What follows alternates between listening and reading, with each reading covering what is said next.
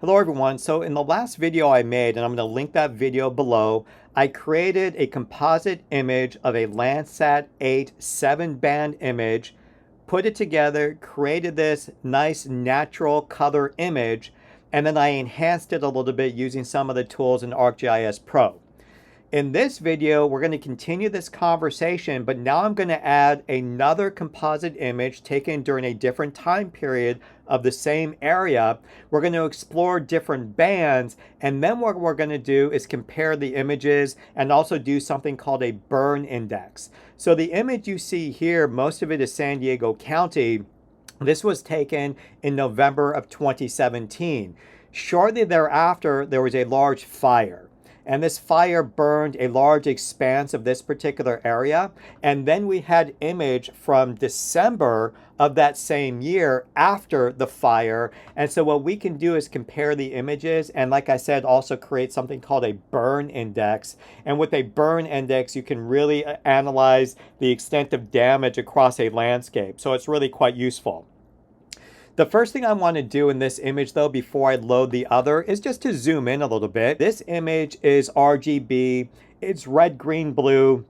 Typically with an RGB, you can see the landscape nicely in its natural form. You can see vegetation, which is healthy in green.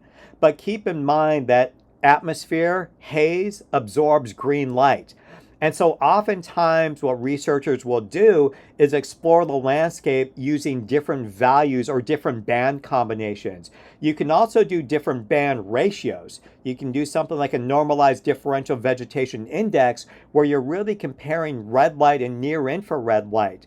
But short of doing a vegetation index analysis, you can also just take a look at different band combinations. And so for Landsat 8, we're looking at 4-3-2. In other words, red is band 4, green is band 3, and blue is band 2. But also keep in mind that band 5 for Landsat 8 imagery is near infrared. And for healthy vegetation, near infrared reflects quite nicely off that healthy vegetation. So if I'm really looking for healthy vegetation, I can change the band combination and replace band 4, which is red, and instead put band 5 in there. So any type of near infrared reflection is going to appear red on the landscape. And if we're looking for healthy vegetation, or dead vegetation for that matter, then NIR is a really nice band to look at. So again, here's my November composite. I've already changed the name, Composite November, and I'm going to change the stretch type. Well, I already changed the stretch type from histogram equalization to standard deviation, but I want to change the band combination now as well. So with band combination, you can customize your band combination. I've already created a natural landscape band combination, which is 4-3-2. I've experimented, and that's why you see false color Landsat, but I'm going to show you how I did that one. So I'm going to click on custom. And from custom, I'm going to change band 3 being red to band 5. So this means near infrared is going to be replaced by red. Now what I'm essentially going to do is shift my red and green into green and blue, and that'll ultimately create a nice false color image. Let's change this to 4 and this to 3, and I'll call this false color Landsat 8. And then I'll click add. And so now I've created this new band combination, and when the image pops up, I'll change the image. Well, so now you can see the image. So this is a nice false color image of the area, and you can see that we've got red now, which is highlighting the landscape, and that is our near infrared reflection coming off of the landscape. We compare the natural color and then take a look at the differential. And here it is. So once again, we can see the difference. As a matter of fact, very quickly, let me just copy this and let's paste it. So now we've got November composite. So here's our November in natural color. Let's change this November to our false color Landsat 8. And then what we can do is come up here and use the swipe tool. And so now when I swipe, we can see we've got the natural color on the top, and then the false color is on the bottom, and we can see how the imagery changes. Okay, so that's nice.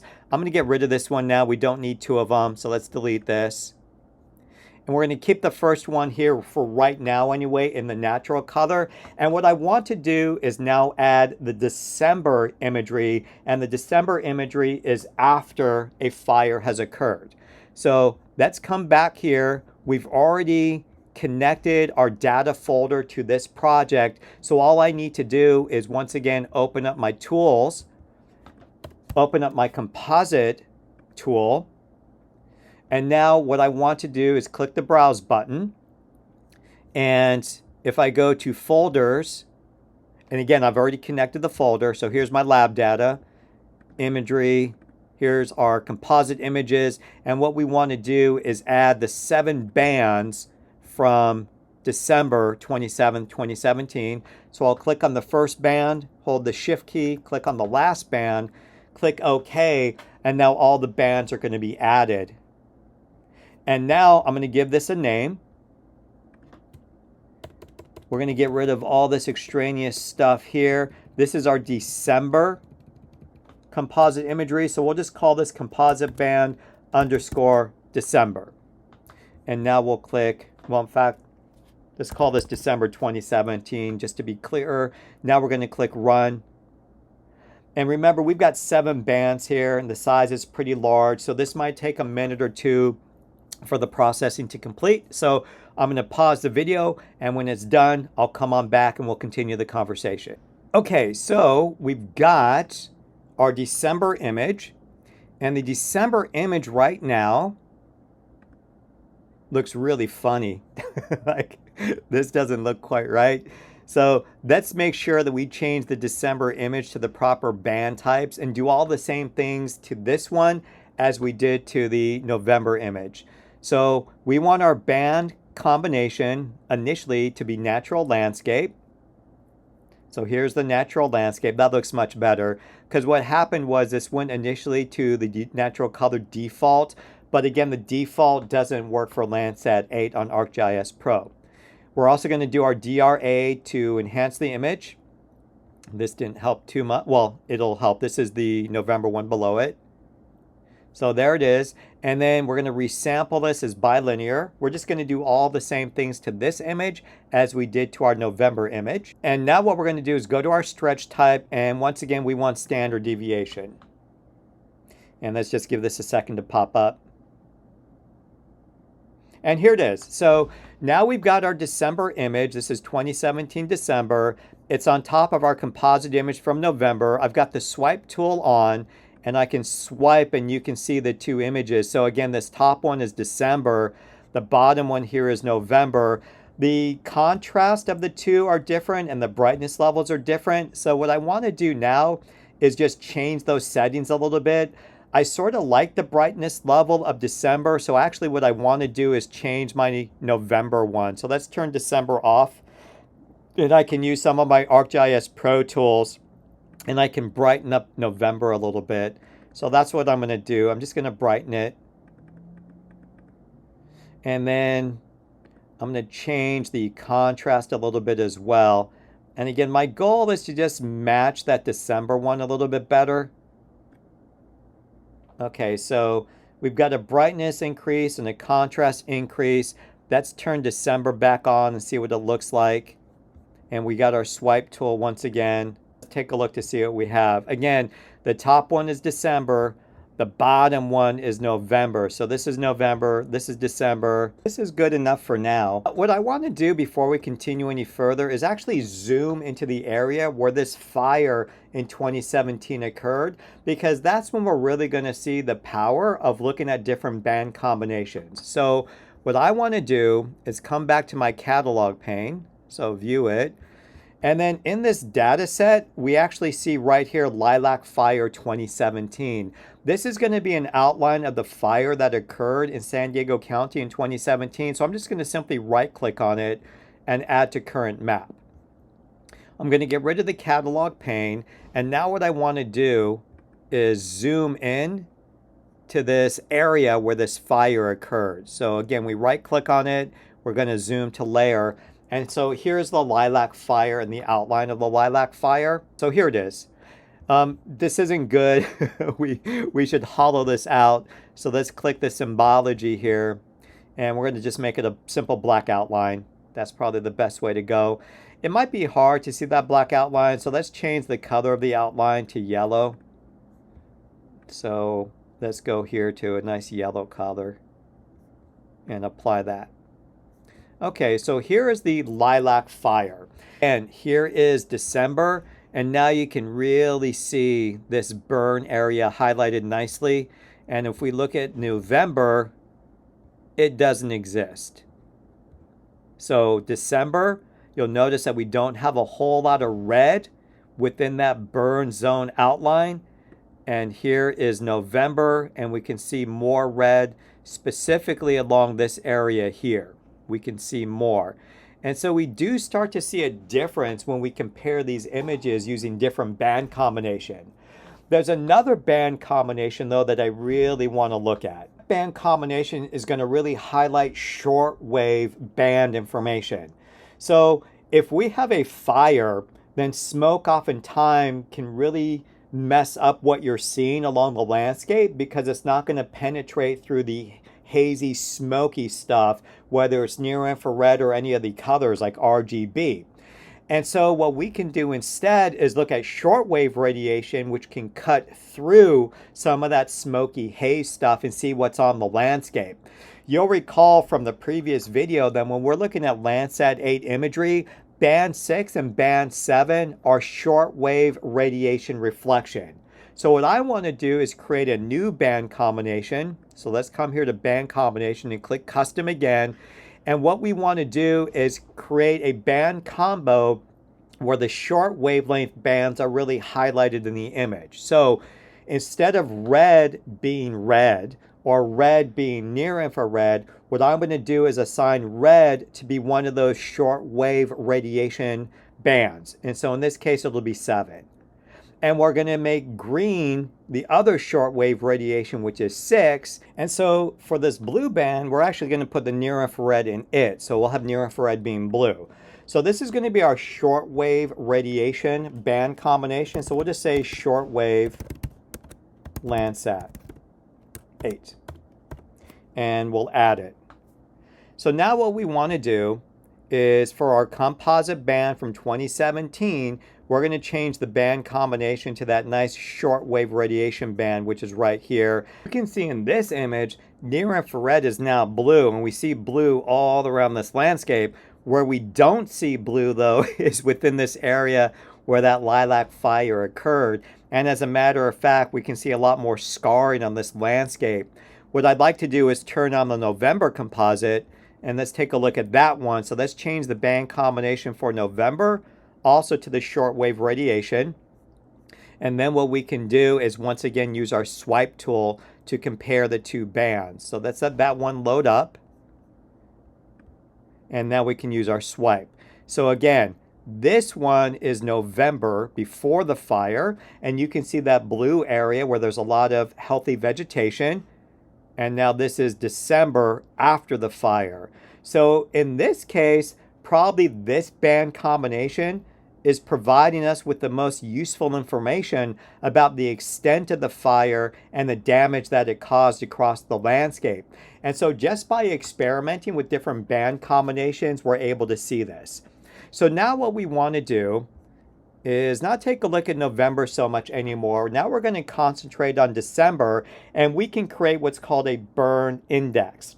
And the burn index is fairly similar to a normalized differential vegetation index, where we're taking a ratio of bands and doing a certain band combination to try to pull information from the landscape. It can be pretty well explained if we take a look at this right here. So I've got our normalized burn index. And the normalized burn index is really a ratio. It's a ratio of near infrared and shortwave infrared radiation. And what tends to happen is when you've got a pre-fire, healthy vegetation, like I said, has that high near infrared reflectance, but it also has low shortwave infrared reflectance. But if you have a recently burned area, that's going to have relatively low NIR and higher shortwave infrared radiation. And so a high normalized burn ratio generally indicates healthy vegetation, while a low NBR indicates bare ground and recently burned areas. It really is a nice, useful tool because NBR datasets are calculated again to assess vegetation survival, delayed mortality. You can estimate soil burn severity and even estimate likely future events like flooding, landslides, and soil erosion. And so when we're doing the NBR, there's a commonality because NBR looks fairly similar to NDVI. NDVI is a normalized differential vegetation index. And again, when we look at NDVI, we're comparing near infrared on Landsat to red. So the ratio of NDVI is near infrared minus red over near infrared plus red. And notice that NBR is near infrared minus shortwave infrared over near infrared plus shortwave near infrared. So with that in mind, we're going to use a little trick on ArcGIS Pro to create our burn index, and we're going to do it pretty quickly and easily. So I've got my raster layer here, but what I want to do is click imagery. So again, I've got my composite band December 2017. This is after the fire.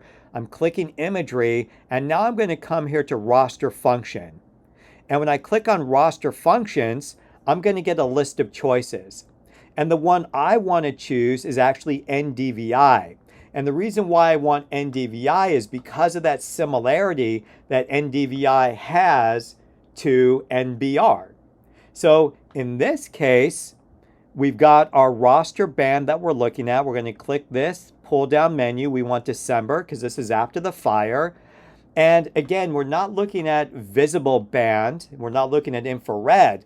But keep in mind that when we were talking about an NDVI, the visible band is red.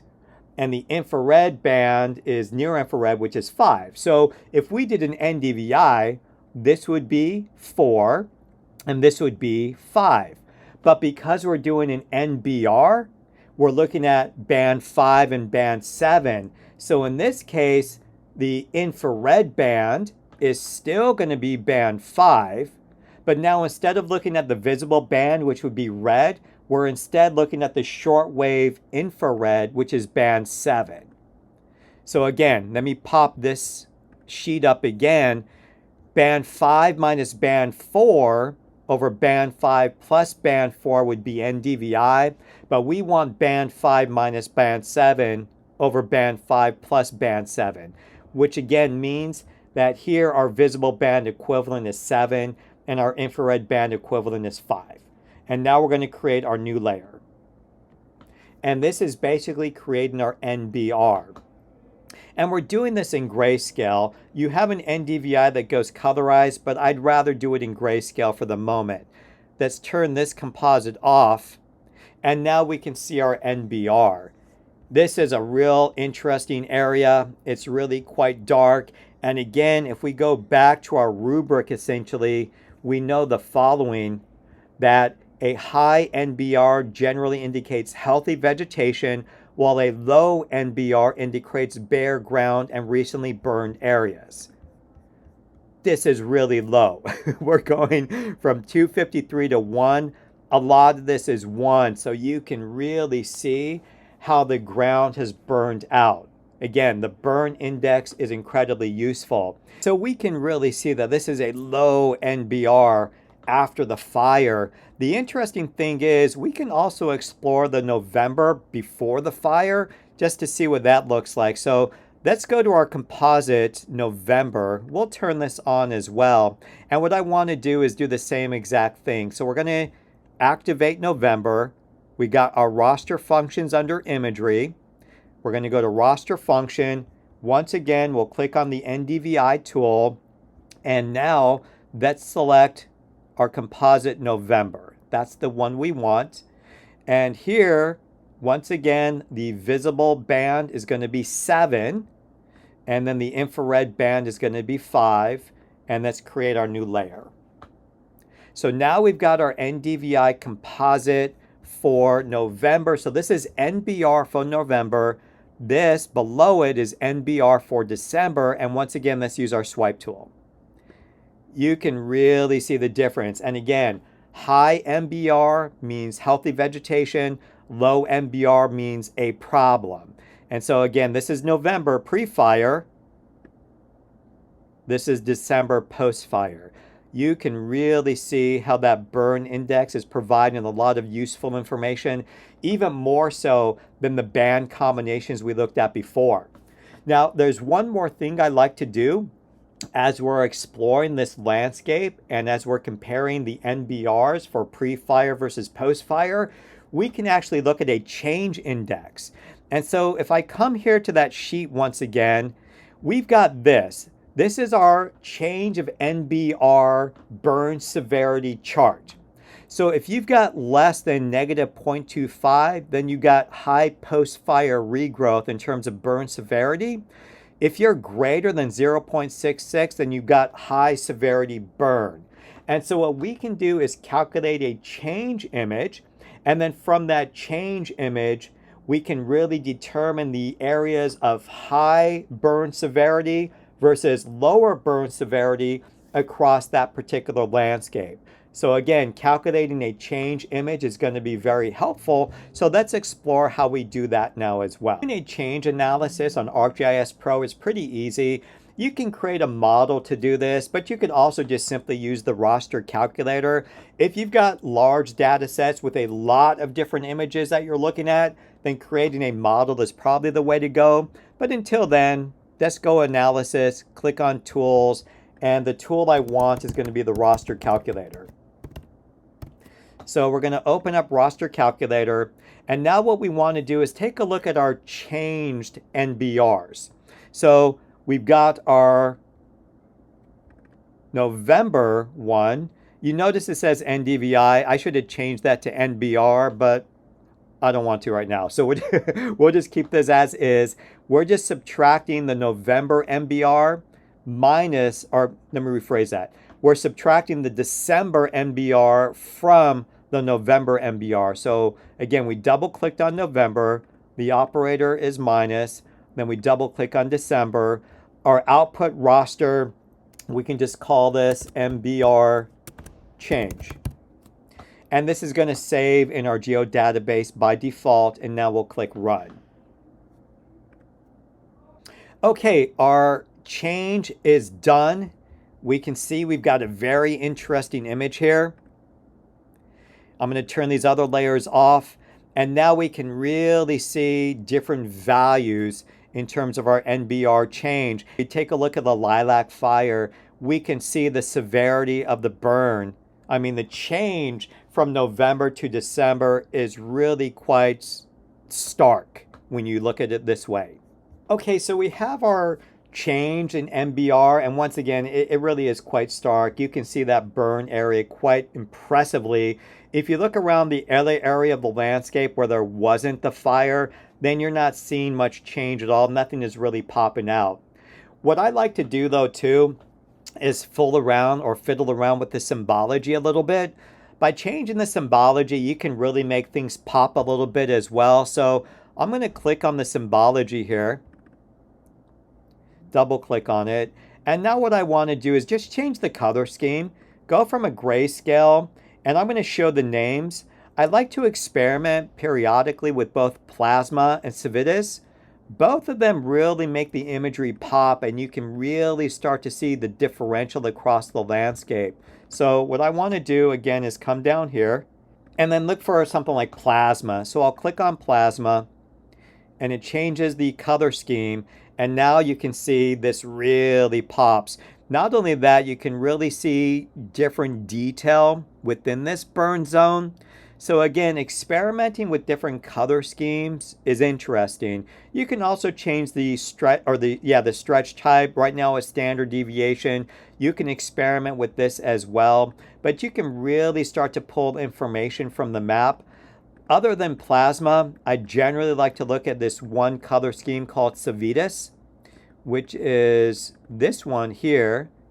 And when I click on civitas, Let's give it a second to load the symbology. Here it is. And once again, you're getting a little bit more detail from the imagery. So going from grayscale to a color scheme can also be helpful in your analysis. Okay, that's it. A lot of interesting information, a lot of powerful tools in ArcGIS Pro, especially when it comes to image analysis. This just touched upon it. We can dive really deep when we do this stuff, but for now, this is good enough. All right, if you have any questions, please feel free to put them in the comment section below, and I'll try my best to get to them. Thanks a lot, and until next time, bye-bye.